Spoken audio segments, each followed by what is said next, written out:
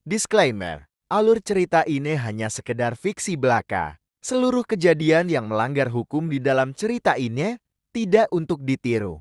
Di cerita sebelumnya Feng Rong diberi pelajaran oleh Master King Long karena gagal menjalankan tugasnya. Feng Rong bertanya apakah Master King Long akan mengirim orang lagi untuk mengundang Master Xiao.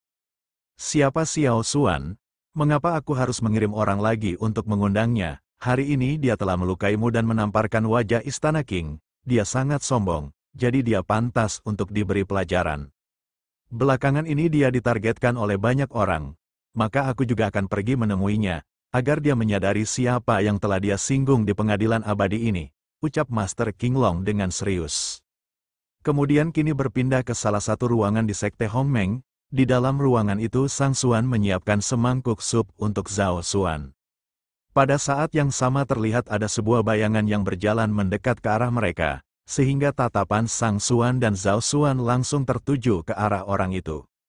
Karena menganggap orang itu sebagai penyusup, tanpa menahan diri Sang Xuan langsung menerjang ke arah orang itu, sehingga menciptakan ledakan yang membuat orang itu mengambil langkah mundur. Kini Sang Xuan menatap tajam ke arah orang itu. Dia menyiapkan pedangnya dengan penuh kewaspadaan.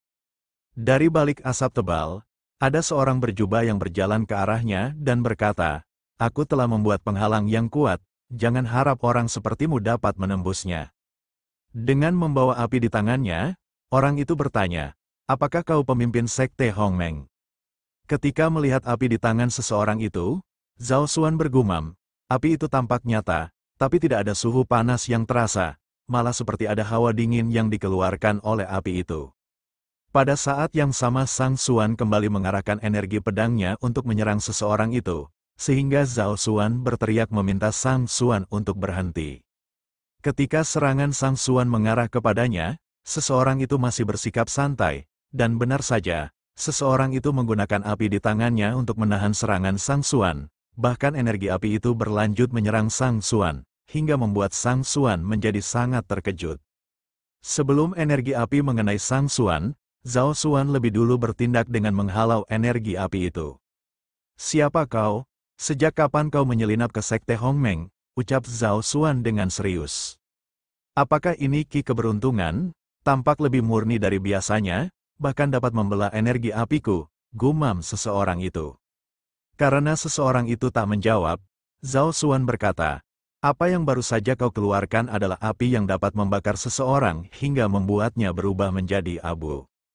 Dengan tertawa kecil seseorang itu menjawab, "Penglihatanmu sungguh jeli, sepertinya kau adalah wanita dari Xiao Xuan." "Apakah kau mengenal saudara Xiao Xuan?" tanya Zhao Xuan dengan serius. Dengan api membara di tangannya, seseorang itu berkata, "Sebelumnya aku tidak mengenal kalian berdua, tapi aku akan menangkap kalian. Mungkin saja Xiao Xuan segera datang dan memohon kepadaku." Di saat yang sama seseorang itu mengarahkan energi apinya untuk menyerang Zhao Xuan.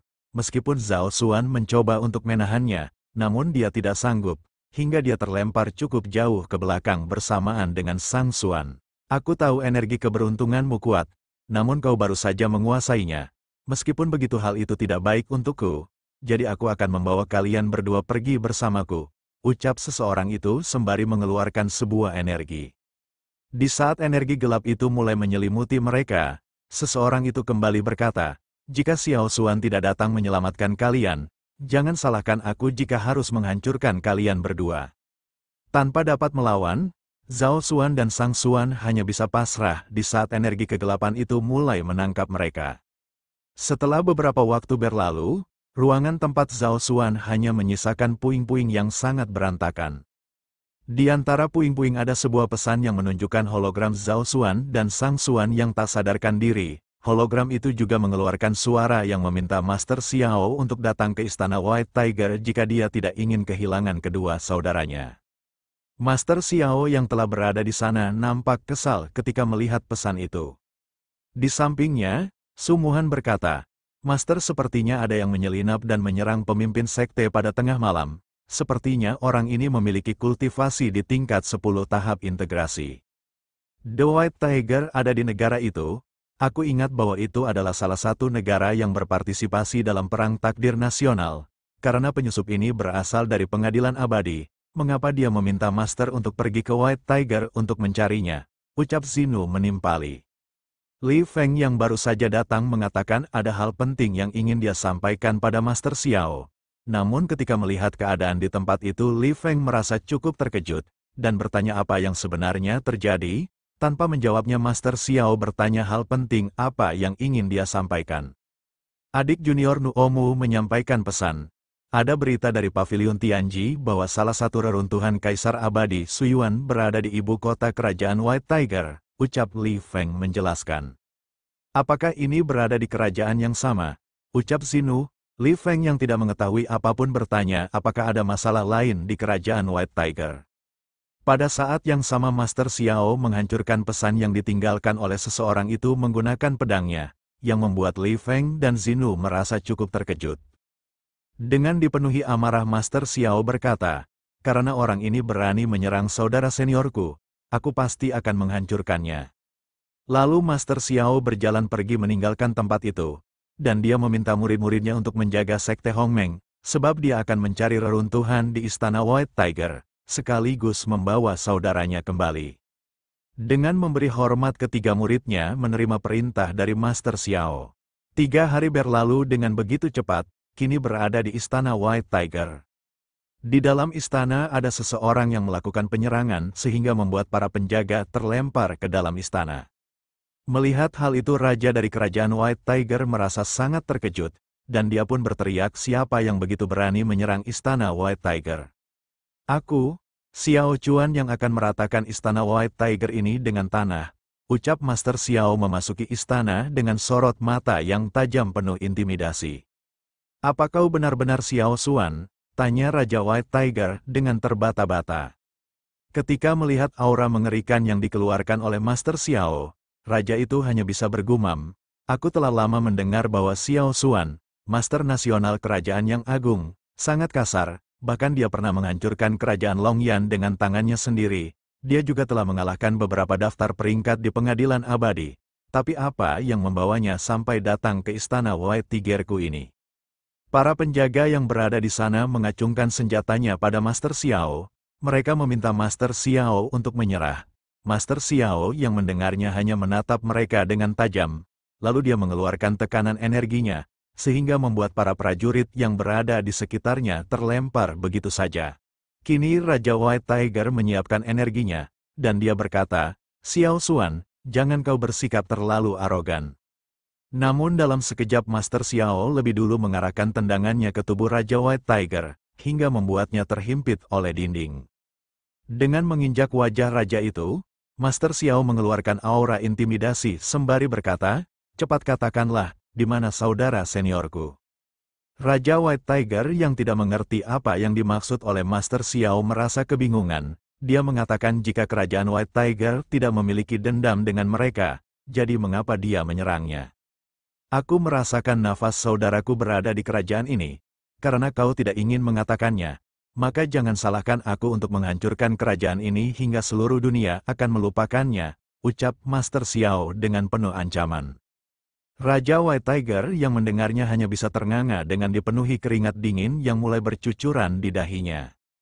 Pada saat yang sama penasehat kerajaan meminta rajanya untuk menuruti apa yang diinginkan oleh Master Xiao.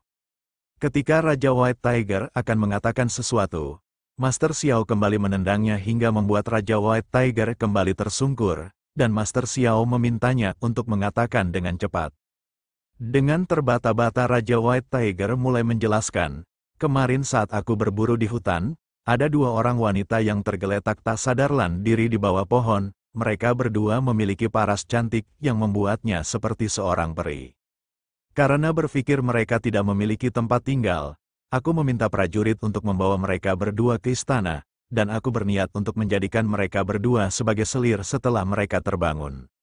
Aku tidak menyangka jika mereka berdua berasal dari Sekte Hongmeng, mereka sangat kuat dan tidak ada yang bisa menghentikan mereka berdua, maka dari itu aku berniat untuk langsung menuju kamar hari ini. Setelah Raja White Tiger menyelesaikan perkataannya, Master Xiao kembali menendangnya dengan cukup keras, yang membuat raja itu kembali tersungkur. Dengan cukup ketakutan, Raja White Tiger mengatakan bahwa dia akan segera mengantarkan Master Xiao untuk menemui kedua wanita itu. Lalu Raja White Tiger membentak seorang pelayan dan memintanya untuk mengantarkan mereka ke tempat kedua wanita itu. Namun pelayan itu malah melaporkan jika pangeran membawa kedua wanita itu ke ruangannya. Pangeran ingin memastikan identitas asli dari kedua wanita itu. Mendengar perkataan pelayannya, Raja White Tiger dan juga Master Xiao merasa cukup terkejut. Berpindah di ruangan pangeran, di dalam ruangan itu Zhao Xuan telah tersadar di atas tempat tidur, namun Sang Xuan masih belum sadarkan diri. Di hadapan mereka, pangeran tersenyum lebar dan meminta Zhao Xuan untuk tenang, karena dia akan memperlakukan mereka dengan baik. Dengan sorot mata yang tajam, Zhao Xuan bertanya apa yang ingin pemuda itu lakukan kepada mereka. Sembari melepas bajunya dan mendekat ke arah mereka berdua, pangeran itu berkata, "Jangan terlalu galak seperti itu. Pangeran ini akan memberikanmu kelembutan hingga dapat membuatmu terbang ke langit."